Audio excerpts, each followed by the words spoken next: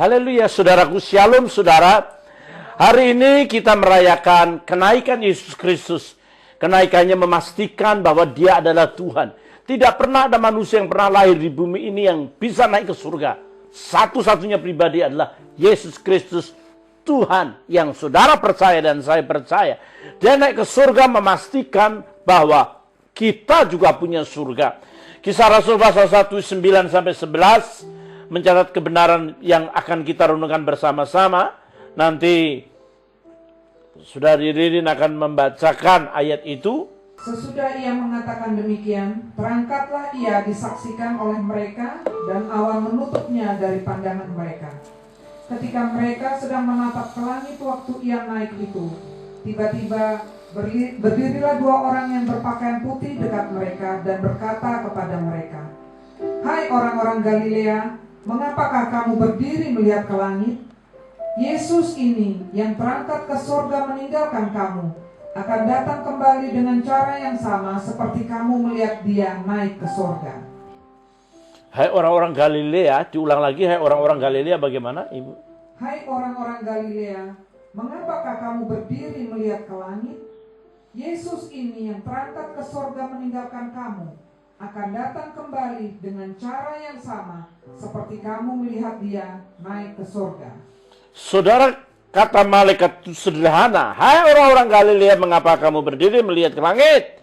Yesus ini yang terangkat ke surga meninggalkan kamu akan datang kembali dengan cara yang sama seperti kamu melihat dia naik ke surga. Minggu lalu sudah kita dengar bersama-sama bahwa kenaikan Kristus memastikan, absolutely yes, 100%, Jesus is Lord. Yesus adalah Tuhan. Yesus adalah Raja segala Raja. Bagi saudara yang belum mempercayai Yesus adalah Tuhan, bagi saudara yang belum mempercayai Yesus adalah Raja, saudara masih menganggap dia adalah nabi, dia hanya sekedar guru agama, dia sekedar guru etika, ikuti saja, tidak masalah. Ikuti kata-katanya, percayailah dia. Nanti Roh Kudus akan membawa saudara ke dalam pengertian yang lebih besar lagi. Dan saudara, realitasnya pada saat kenaikan Kristus, malaikat datang. Ketika malaikat datang dan mengingatkan para murid-murid, "Hai kamu, orang-orang Galilea." Mengapa dikatakan Galilea? Diingatkan lagi, kamu itu orang Galilea.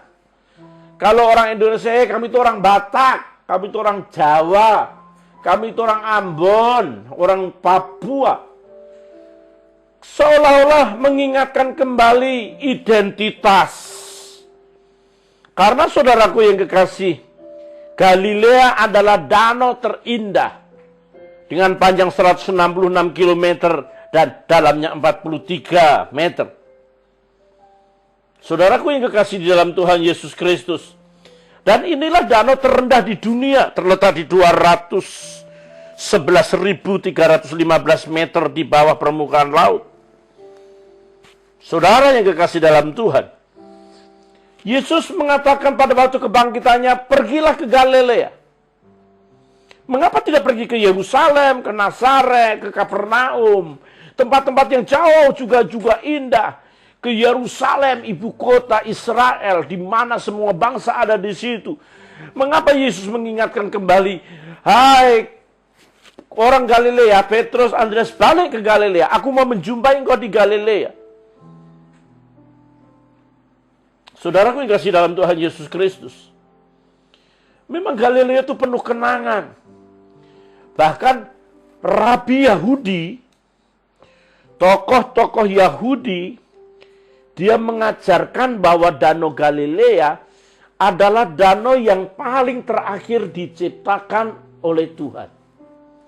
Ketika Tuhan menciptakan segalanya sudah selesai, dia ciptakan khusus danau Galilea hanya untuk dinikmati Tuhan. Jadi Tuhan hanya ingin menikmati danau yang terindah, danau Galilea. Tuhan ingin duduk dan menikmati segala ciptaan di seluruh alam semesta dengan keindahannya. Dia hanya ingin duduk di Danau Galilea. Danau Galilea itu sama dengan Danau Tiberias, namanya juga Danau Genesaret, ya. Danau Kineret, sama Kineret, Galilea, Tiberias, itu sama.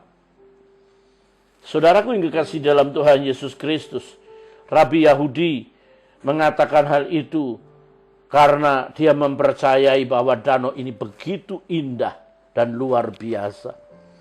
Apakah Yesus ingin menghilangkan rasa stresnya usai berada dalam tekanan emosional sesudah disalib, mati, dan bangkit menunjukkan kepada murid-muridnya? Apakah dia ingin menghilangkan semua kenangan-kenangan buruk yang Yesus alami dan ingin berjumpa di Galilea? Malaikat-malaikat itu berkata, "Hai kamu orang Galilea," mengingatkan sekali lagi bahwa orang-orang Israel khususnya Galilea adalah kota yang terpencil, kota yang kecil. Yesus menginginkan murid-muridnya mereview ulang, meretret, merefresh kenangan bersama Yesus di Galilea, supaya murid-muridnya memperoleh kesegaran rohani, merefresh, refresh of spirit, refresh of spirit. Rohani kita harus kita refresh, rohani kita harus kita segarkan. Karena mungkin kita sudah terlalu jenuh dengan begitu banyak kehidupan. Dengan begitu banyak beban. Rohani kita harus refresh. Banyak hamba-hamba Tuhan sudah terlalu padat pelayanan. Setiap hari khotbah. Setiap hari menyampaikan firman Tuhan. Seolah-olah jenuh, harus retreat. Berdiam diri dan membangun rohaninya kembali. Bagaimana saudaraku perasaan dan pengalaman orang yang menikmati rasa refresh itu, saudara? Ketika seorang bertahun-tahun menabung, ingin punya rumah, ingin punya mobil, dia berjuang bertahun-tahun menabung dan kerja keras. Ketika dia bisa membeli rumah, ketika dia membeli mobil, rasanya yes, ada fresh, terbayarkan puluhan tahun, dia nabung puluhan tahun, dia kerja keras, dia berhasil punya rumah, berhasil punya mobil. Seorang wanita yang sudah bertahun-tahun kepingin menikah, nggak bisa menemukan tulang rusuk nggak ketemunya tulang anjing atau tulang babi mungkin, ketemunya tulang-tulang yang lain. Tetapi ketika dia menemukan tulang rusuknya, maka ketika dia berdiri di pelaminan, ada rasa fresh, kepuasan, ada rasa kebahagiaan yang luar biasa. Itu yang namanya fresh, itu yang namanya puas, itu yang namanya sesuatu yang memuaskan dirinya. Refresh your spirit.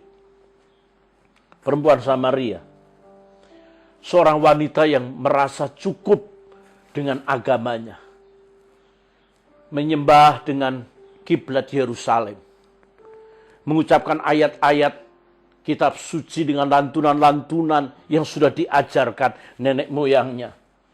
Ada aksesoris ibadah di agamanya. Tetapi ketika dia berjumpa dengan Yesus, ini pribadi yang aku tunggu-tunggu, aku cari-cari. Dia nggak bisa berdiam diri. Dia pergi keluar kota. Dia panggil semua orang. Aku sudah menemukan yang selama ini aku rindukan ketemu. Selama ini aku nantikan. Itu loh yang aku tunggu. Jangankan mungkin dia Mesias. Nah itu saudaraku. Nah, yang namanya refresh itu begitu tuh. Yesus memuaskan sedemikian rupa. Saudara, itu Yohanes pasal 4. Kisahnya teliti, jelas. Wanita itu mengalami sebuah kepuasan, kesegaran rohani. Jadi kesegaran rohani tidak didapat, ya. Ritual tidak bisa memuaskan spiritual. Spiritual itu rohani, tidak bisa dipuaskan dengan ritual-ritual agamawi. Spiritual, rohani, hanya ada satu yang bisa memuaskan, not religion, bukan agama, but person. Siapa yang person ini? Pribadi Yesus Kristus. Yesus berkata, marilah kepadaku kamu yang letih lesu dan berbeban berat, aku akan berikan kelegaan, refresh. Dan wanita Samaria ini refresh. Saudara tahu betapa Sakius orang pendek itu, ya, dia sebagai pria kaya, walaupun tubuhnya tidak memenuhi standar laki-laki pada umumnya. Tapi saya beritahu sesuatu. Pria yang satu ini soal duniawi terlalu puas. Walaupun licik. Dia sebagai mata-mata Roma memungut pajak. Dan pajak dibesar-besarin. Ya, di markup. Begitu kejam dia. Karena ada dukungan orang Romawi, maka Sakius memuaskan dirinya dengan harta. Rupanya kepuasan harta itu tidak membuat batin Sakius puas. Refresh your spirit. Ya. Bukan dari harta.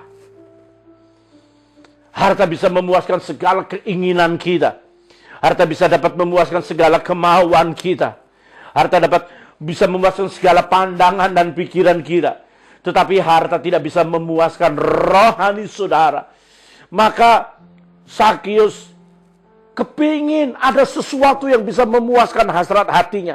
Dia naik pohon. Dia potong itu urat malunya. Seharusnya dia begitu malu, dia pejabat. Dia orang yang disegani, orang yang dihormati. Dia datang saja orang takut. Tetapi dia potong urat malunya. Dia bunuh gengsinya. Dia bantai egonya. Dia naik ke atas pohon. Dia naik di atas pohon. Saya tidak bisa tidak bisa membayangkan pohon yang dinaikin Sakius ini. Saudara. Dalam bahasa Ibraninya namanya sikamor. Sikamor itu next level. Jadi Sakius mau level naik bukan secara jasmani dengan harta kemewahannya. Dia naik ingin berjumpa dengan pribadi. Jadi refresh rohani itu tidak bisa dipuaskan yang pertama tadi agama, ya. Yang kedua tidak bisa dipuaskan dengan harta, tapi dipuaskan dengan Yesus Kristus. Ketika dia berjumpa dengan Yesus, maka Yesus berkata, Sakius turun. Itu sebuah kebahagiaan yang luar biasa, saudaraku yang kekasih. Saudara tahu Nikodemus. Nikodemus itu pria dengan jabatan tinggi. Kedudukan luar biasa. Mungkin di kelompok Sanhedrin, guru agama. Tiap hari bacanya ayat-ayat kitab suci. Tiap hari sembahyangnya pada jam-jam tertentu. Tidak lepas 1 menit pun mungkin. Ayat kitab suci dia teliti. Titik komanya mengerti. Bisa disebut sebagai ahli surga. Tetapi ada kekosongan yang luar biasa di dalam diri dia, bahwa jabatan rohaninya, jabatan spiritualnya, tokoh agamawi yang dia sandang sebagai guru rabi Yahudi, terasa nol. Dia harus berjumpa dengan pribadi yang bisa memuaskan dirinya. Sesudah ketemu Yesus, saudara mengerti? Nikodemus ini mungkin doktor di bidangnya.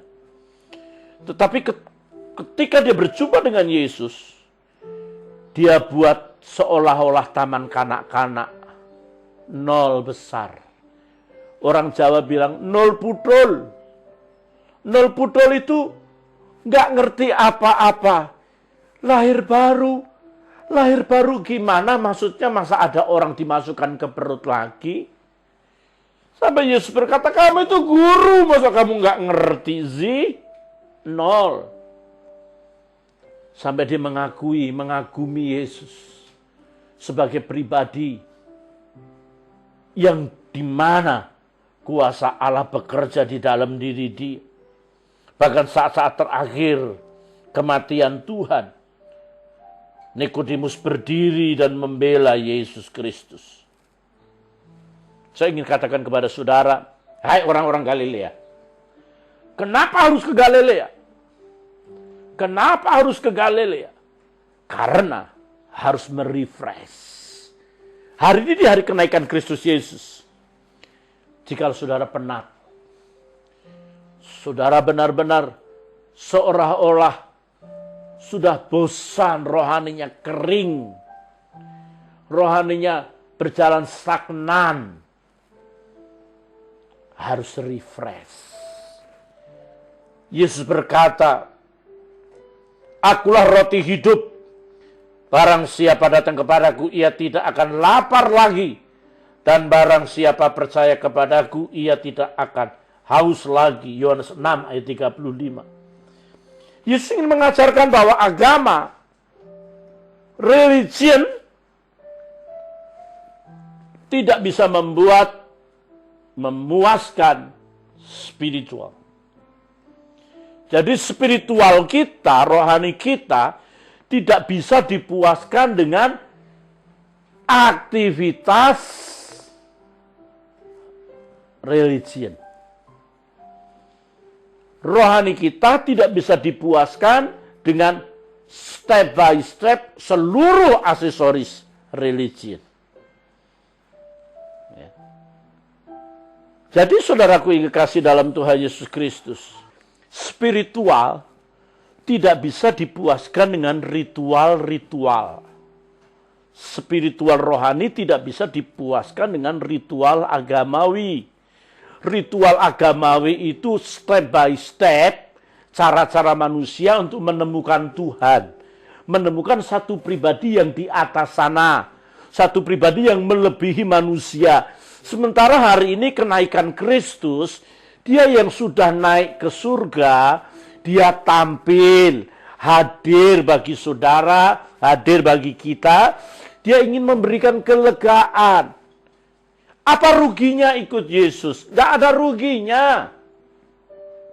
Paketnya lengkap kok. Dosa diampuni, lemah dikuatkan, sakit disembuhkan, miskin diperkaya, mati masuk surga. Paketnya saja sudah lengkap. Pengampunan tersedia. Anugerah disiapkan. Kekuatan luar biasa. Jadi kalau mau fresh rohani kita, kenaikannya itu membuat kita betul-betul sadar identitas kita itu sopo, siapa. Orang Galilea, orang yang sangat-sangat tidak berdaya. Tetapi orang-orang Galilea menemukan satu pribadi Yesus, dan dia menyaksikan dia terangkat ke surga, dan dia sangat puas. Karena barang siapa haus, baiklah datang kepadaku dan minum. Dan barang siapa percaya kepadaku, seperti dikatakan oleh kitab suci, dari dalam hatinya akan mengalir aliran-aliran air hidup. Yohanes 7 ayat 37 dan 38. Dalam arti ketika seseorang berjumpa pribadi Yesus, akan ada aliran-aliran kehidupan bagaikan sungai yang mengalir deras, memancarkan kehidupan, memancarkan kesembuhan, memancarkan mujizat, memancarkan berkat, memancarkan damai sejahtera, memancarkan sukacita, memancarkan perkara-perkara surgawi, mengalir bagikan aliran-aliran air. Itulah orang yang sungguh-sungguh percaya kepada pribadi yang naik ke surga itu, saudaraku yang kekasih dalam Tuhan Yesus Kristus. Untuk itu saudaraku, mari kita dengar, mari kita percaya Tidak ada pribadi yang lain yang mampu memuaskan kita selain pribadi yang satu ini. Kekristenan tidak untuk percaya nabi. Kekristenan tidak untuk percaya rasul. Tidak untuk mengagumi tokoh-tokoh rohani. Tokoh-tokoh Alkitab. Kekristenan tidak disiapkan untuk menyanjung Musa yang hebat, Elia yang bisa mendatangkan api dari langit.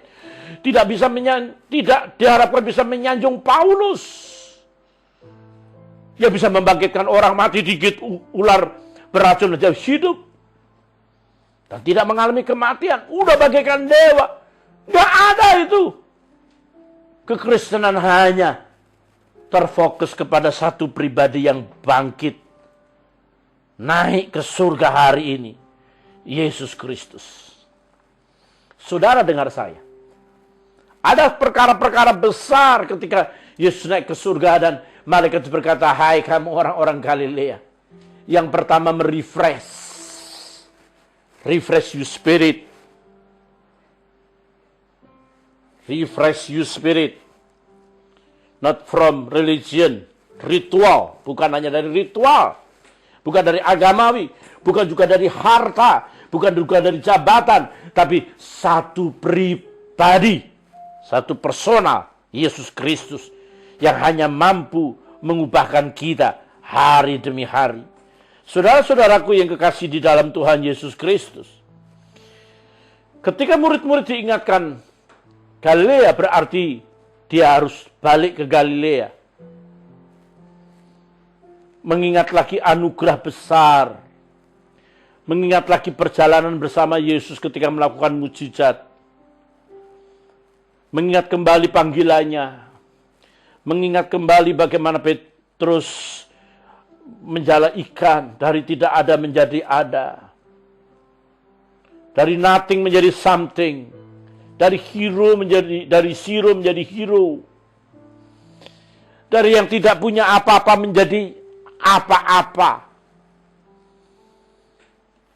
Oleh sebab itu saudaraku yang kekasih, di tangan Yesus, murid-murid yang tangannya menjala ikan, menjadi penjala manusia. Di tangan Yesus, murid-murid yang hanya mencari hal-hal materi untuk makan sehari-hari. Di tangan Yesus, bahwa murid-murid yang hanya mencari makan itu, di tangannya ada kerajaan Allah. Mencukupi kebutuhan orang-orang yang sungguh-sungguh untuk hidup di dalam kekekalan. Saudara, di dalam Yesus, setiap orang percaya bukan lagi menjadi orang-orang yang hidup di dalam kegelapan, tapi hidup dalam terang. Bukan lagi menjadi orang-orang jauh, tapi orang-orang yang dekat. Bukan lagi menjadi orang-orang luar, tapi orang-orang dalam. Di dalam Kristus, bahwa orang-orang percaya tidak lagi menjadi orang-orang berdosa, tapi orang-orang yang sudah disucikan. Di dalam Yesus, dia bukan lagi menjadi hamba, dia menjadi sahabat. Di dalam Yesus, dia bukan orang-orang yang terlantar, dia diangkat menjadi anak-anak Allah. Di dalam Yesus Kristus, diingatkan kembali yang tidak ada apa-apanya, nothing, itu menjadi something untuk kerajaan Allah. Dan saudaraku yang kekasih, Kisah Rasul 17 ayat 6 mencatat orang-orang Galilea yang tidak punya apa-apa itu bisa menjungkir balikkan dunia. Tetapi ketika mereka tidak menemukan keduanya, mereka menyeret Yason dan beberapa saudara ke hadapan pembesar-pembesar kota sambil berteriak, katanya, orang-orang yang mengacaukan seluruh dunia telah datang juga kemari. Jadi saudara, tidak lebih dari 3 abad, murid-murid dapat membuat seluruh dunia ini percaya Kristus. Tsunami benar-benar melanda Eropa. Ketika Paulus datang, Eropa yang barbar, Eropa yang luar biasa jahatnya, tukang bunuh orang. Ketika Paulus masuk, maka saudara tahu, Eropa diubah menjadi negara maju. Saudara tahu Sumatera Batak Dulu Sumatera ini juga makan orang. Lihat sejarahnya, bagaimana penginjil dimasak, dimakan satu kampung. Orang-orang Batak ini kalau sudah marah, waduh saudara, setan bisa kalah. Tapi kalau Batak baik, malaikat kalah. Sudah dengar ya? Tapi Batak bisa diselamatkan. Bagaimana No Manson bekerja keras. Sebelum No Manson, saudaraku, penginjil-penginjil yang datang bisa digoreng dan dimasak itu dagingnya. Tapi lihat sekarang, orang-orang Batak banyak duduk di pemerintahan-pemerintahan tinggi. Presidennya boleh orang Jawa. Tapi sekelilingnya banyak orang Batak. Pasti orang Batak yang dengar khotbah saya, amin, amin, amin, amin.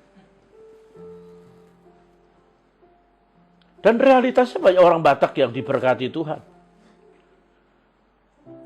Saya tidak pernah ke Israel. Tidak pernah tidak ada orang Batak. Selalu ada orang Batak. Mereka begitu luar biasa mencintai Tuhan. Tapi dulu sebelum Injil masuk, sebelum ada kebenaran masuk, oh saudara, jangan macam-macam sama orang Batak. Udah lama gak makan orang nih, apa pula kutelan kepala kau. Bisa begitu. Injil itu mengubahkan. Injil itu memperbaiki. Dan Injil itulah Yesus Kristus. Oleh sebab itu, saudara-saudaraku yang kekasih dalam Tuhan Yesus Kristus, keajaiban adalah hasil kerjasama orang percaya dan Tuhan.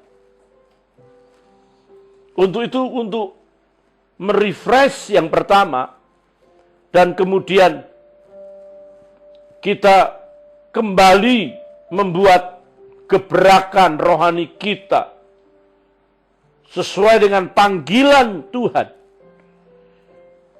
Kita membuat perkara-perkara besar. Mari kita ubah mindset kita.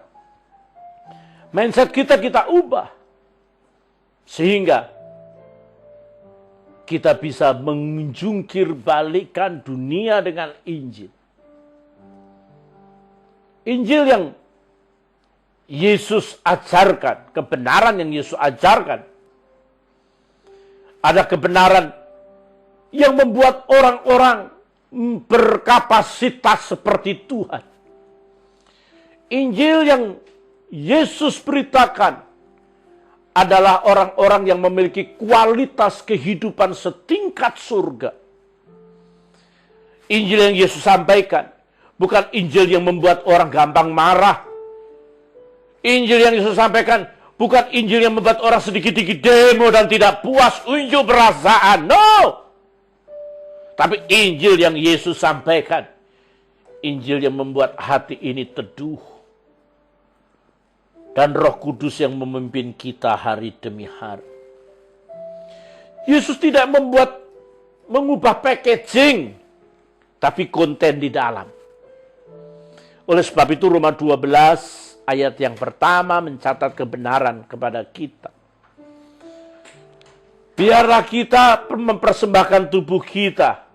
Kita tidak seperti dunia ini, tetapi kita ada pembaruan budi, pembaruan pola pikir, mindset kita.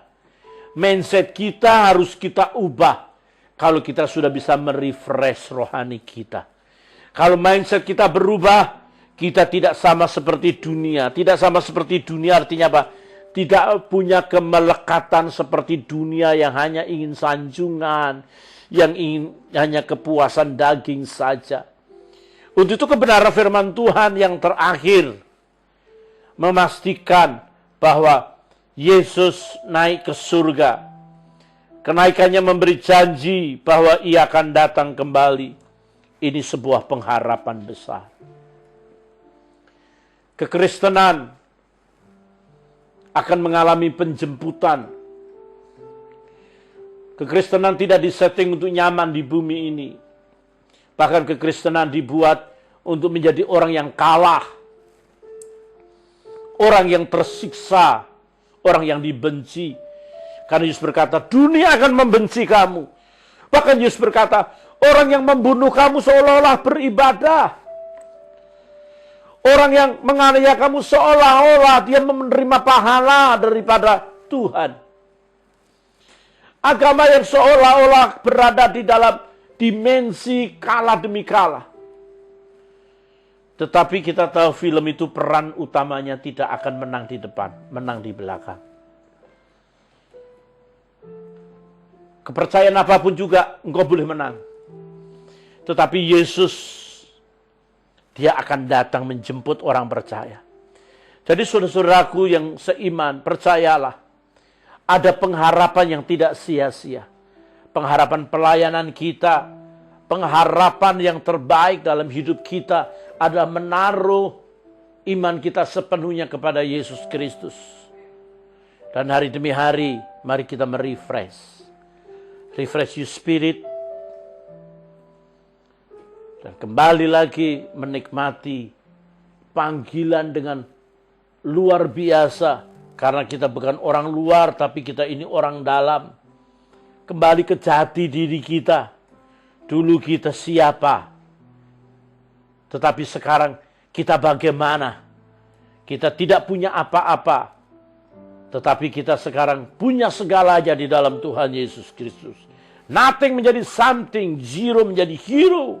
Dan akhirnya kita mengubah mindset kita. Dan ketika kita mengubah mindset kita, di sana kekuatan, kuasa, urapan, berkat Allah mengalir atas kita. Sehingga dapat dipastikan kita menjadi orang-orang yang menang. Haleluya, haleluya. Tuhan memberkati saudara. Selamat hari kenaikan Kristus Yesus. Tuhan memberkati. Haleluya. Amin. Mari kita berdoa bersama-sama. Haleluya. Bapa yang baik, kami sedang mempercayai bahwa Engkau naik ke surga dan akan datang kembali menjemput kami. Jangan biarkan kami menjadi penat, jangan biarkan kami menjadi kecewa, jangan biarkan kami menjadi gelisah, jangan biarkan kami bimbang, ragu, stres, depresi. Tetapi kami senantiasa refresh rohani kami. Dan kami kembali ke jati diri kami. Bukan jati diri kami sebagai seorang manusia. Jati diri kami sebagai orang-orang yang dipanggil oleh Tuhan. Sehingga kami dapat mengubah mindset kami. Kami memuji Tuhan. Berkati setiap anak-anakmu yang mendengar kebenaran firman-Mu hari ini. Di dalam nama Yesus kami berdoa. Haleluya. Amin.